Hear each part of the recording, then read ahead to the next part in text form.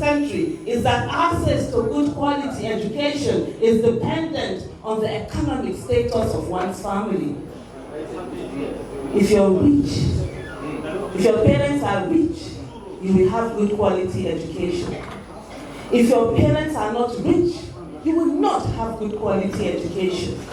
No matter how brilliant you are. I have a sister who teaches in, government school. I'm not going to mention the name of the state. And every day she cries.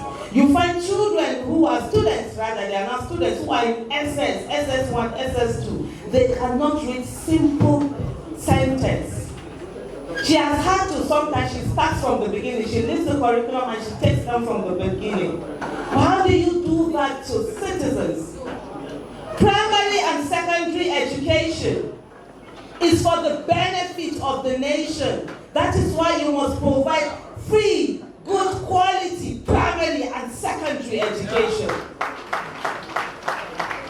Because when a nation is educated, then the country can have, development.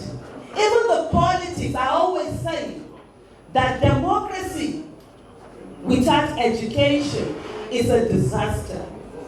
Because a professor of politics or of law will vote, and someone who has never been to school, has never been given opportunity, will cancel that vote.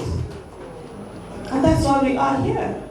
We have reached a place where deliberately the educational system was sabotaged so that some people can continue to rule, not lead. That's not a quality of a leader. Quality of a leader would mean that everybody will be given opportunity for them to try, give them enabling opportunities. Today we pay the price. When we've sent our children abroad, they've gone to Ivy League schools, they've gone to the best of schools. Guess what? When we come back here, those children who were not given opportunity to be in school will not allow them to live peacefully in their own country. And that's why today, our children are roaming all over the world, looking for a place they can get citizenship. We have deliberately made our children stateless. That's what we did. Because we do not realize that in denying that education to others, we also denied ourselves and our children. And there's something I would like to say to every one of us here. That the education that we have is not for us alone. It's also for millions of others who didn't have the opportunity to be educated. So when you have an opportunity to be a voice, be one. When you have an opportunity to lead, lead very well. Because there are so many people who are dependent on you to be there for them. Another leadership quality, confidence. It's very important. If you have to lead people, you have to ensure that you yourself, you're showing confidence, and you're standing, and you're also a rugged fighter, and you're not giving up. And we've seen examples from our leaders, His Excellency Mr. Peter Obi, and also His Excellency Madam Rabi Musa. We've seen them, they are dogged. And I must say to you, sir, Madam Buba Garadim, thank you for always being there. Thank you for being a voice. Thank you for speaking. Sometimes it's not easy. Sometimes you look as if you're mad when you're speaking.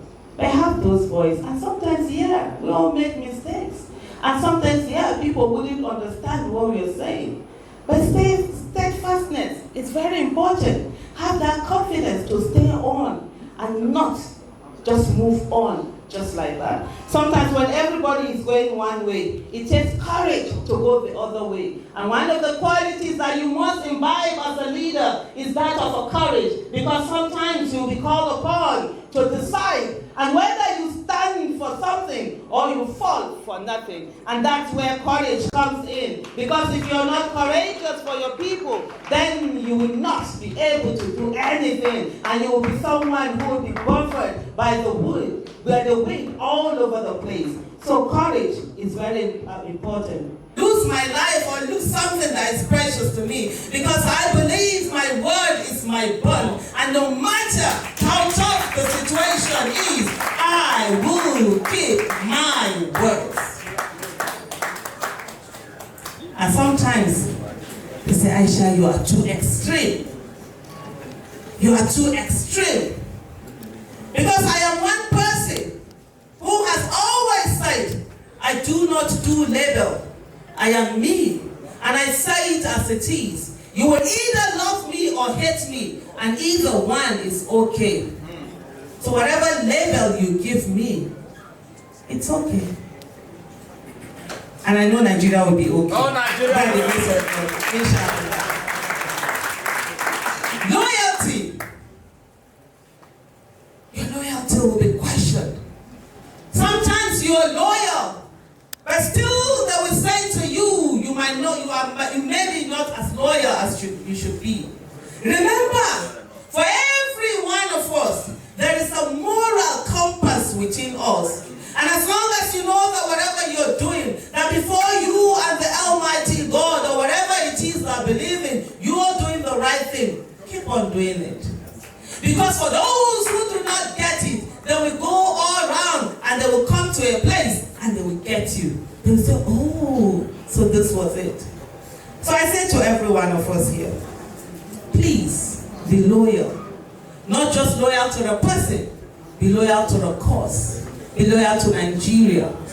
Be loyal to the movement. Stand and say, if my loyalty is tested, where will I be? Will I be on those who stand for what is right? Or will I be on the side of those who chose stomach infrastructure? Or whatever infrastructure that you want to choose? Loyalty. And you know, sometimes loyalty is punished. Yeah. Sometimes, or most times, loyalty is punished. Because you stayed on, it is sometimes seen as, oh, we have this one. And so I would say to every one of us here who are aspiring to be leaders, remember, as much as you expect loyalty from your followers, that loyalty up, there should also be loyalty down. For those who follow you, who stand by you, who are with you, be loyal to them. Have their back and say, no matter what, I can't let down those who believe in me. So loyalty is not a one-way channel. It's two-way channel. And if the people who believe in you, the people who follow you, the people who stand with you, know that you're loyal to them, guess what? They will give you everything. So in some moments, it might cost you some things. Because it's a price you pay for everything. But at the end of the day, when you gain the trust of people, the passion of people, you gain everything that they have, they put it in you, you will be better off. I have said before, and I will say again, the 2027 election is going to be a war. And I didn't miss my words when I said that. There was no water in my mouth when I said that. We all are going to be fighting for the soul of Nigeria. And we all are going to be fighting for our lives. And let nobody think as we go onto this journey that it's going to be a walk in the park. No way. It's going to be a fight. Yeah. And we must be ready to give it our all. Yeah. We must be ready to say, no matter what, we stand and we fight. Like the Hausas will say, Tapanjama Panjam. Whatever will happen, let it be. I see people every time who are afraid. We have been turned to citizens who fear in our own country. They've turned us to slaves. We no longer are citizens. I want to say to every one of us here, as we march on to 2027, that we all are citizens. We are not slaves. And the office of the citizen is the highest office in the land. And for those of us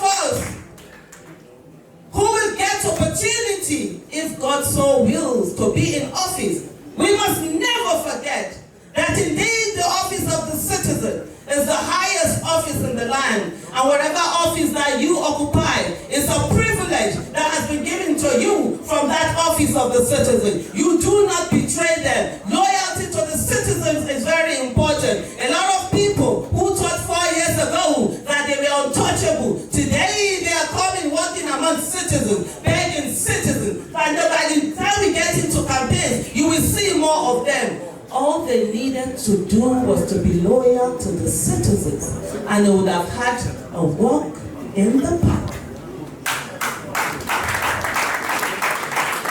So learn. Experience, they say, is the best teacher, but nobody ever says you have to experience it for you to learn from it. For those who have failed, learn from them. Since entering politics in January, one of the things, friends, I've also heard repeatedly being said to me is that, Aisha, you are an activist. You are just coming in. We've been doing politics for 30 years. Some have told me they've been doing politics for 40 years. And I always say to them, I also have experience of watching politicians fail Nigeria for 40 years or 30 years. So if we sit at the table and we share the experiences that you have of running for office and I have of seeing those fail Nigeria, then we will come to a common ground that works all for Nigeria. I will soon round up, but I'm going to say something for our leaders that are here. Remember something, 2027 is going to be a war. It's not a war that money can win. That's right. It's not a war that it's money that will defeat it. Because I tell you, there are some people who have hijacked the purse of the nation and they have opened it and they are ready to spend it no matter how they want to spend it, because they fear no repercussion. If you bring 1,000 naira down, they'll bring $1,000 down. They have borrowed, and borrowed again. They have borrowed the kind of money that the next 100 years probably our descendants will be paying those monies. And so what do we need? We cannot outspend them, but we can outpassion them. How do you outpassion those people who have taken over this country? Is by ensuring that the candidates that you feel are the candidates with competence, character, capacity, candidates that are courageous, candidates that have passion, candidates that will stand for Nigeria, candidates that are patriotic, candidates that have been there all this while, that have never left the trenches, that the people can see and relate to. It's not about the candidates that you feel the old politicians want to see. No. So until we get to that place, and this is a direct message to my party, the Nigeria Democratic Congress, when you sit down and we do those primaries, let's give room for people with competence, character, capacity. Let's give room to young people. Let's give room to women. Let's give room to adults, to men. Let's give room to people living with disability. Let's give room to competence. Let's give room for people that we inspire the people on the street. As much as we say we want consensus, citizens should sit together and come together and pick a person, but it must not be the basis of how deep your pocket is.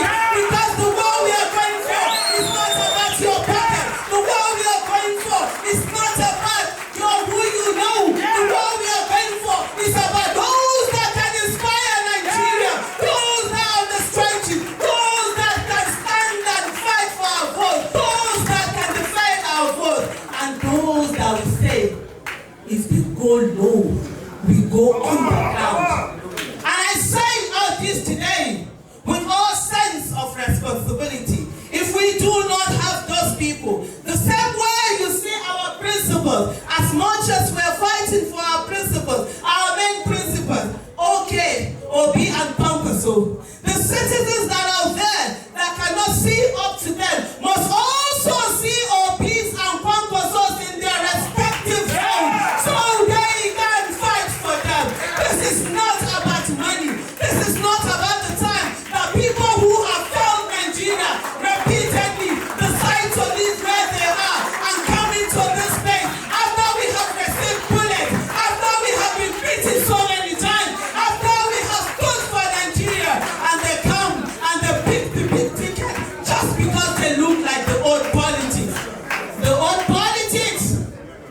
not win the election for us. It is the new politics that will win the election.